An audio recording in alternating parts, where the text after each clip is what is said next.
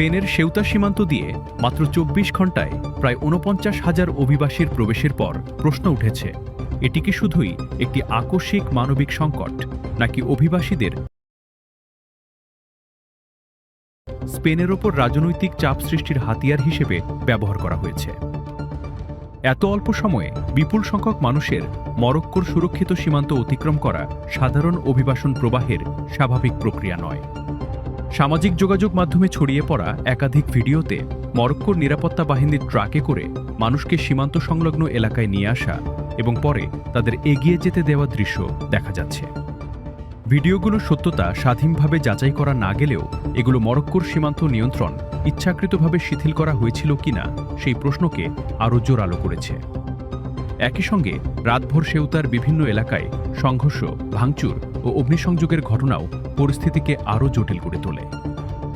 আবার নিরাপত্তা জোরদারের পর রাতের মধ্যেই প্রায় অর্ধেক মানুষ মরক্কোতে ফিরে যায়, যা সীমান্ত নিয়ন্ত্রণের প্রশ্নকে আরও গুরুত্বের সঙ্গে সামনে এনেছে।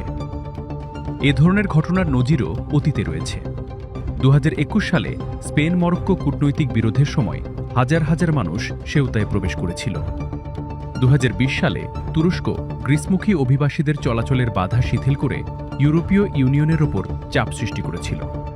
নেতানিয়াহু সরকারের গাজা গণহত্যা ও মানবিক নীতির অন্যতম সোচ্চার ইউরোপীয় সমালোচক হচ্ছেন স্প্যানিশ প্রধানমন্ত্রী পেদ্রো সানচেজ।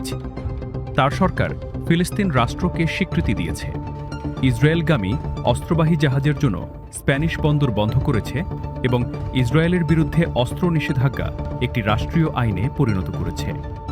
বিপরীতে ২০২০ সালে সম্পর্ক স্বাভাবিক হওয়ার পর নিরাপত্তা, গোয়েন্দা সহযোগিতা এবং অস্ত্র বিক্রিসহ প্রতিরক্ষা চুক্তি স্বাক্ষরের মাধ্যমে ইসরায়েলের সাথে সম্পর্ক উল্লেখযোগ্যভাবে গভীর করেছে মরক্কো।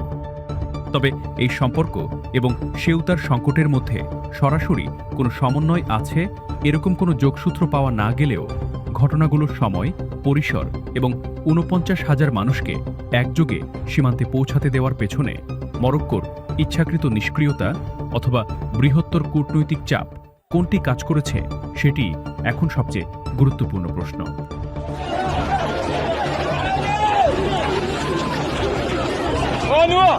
À nous!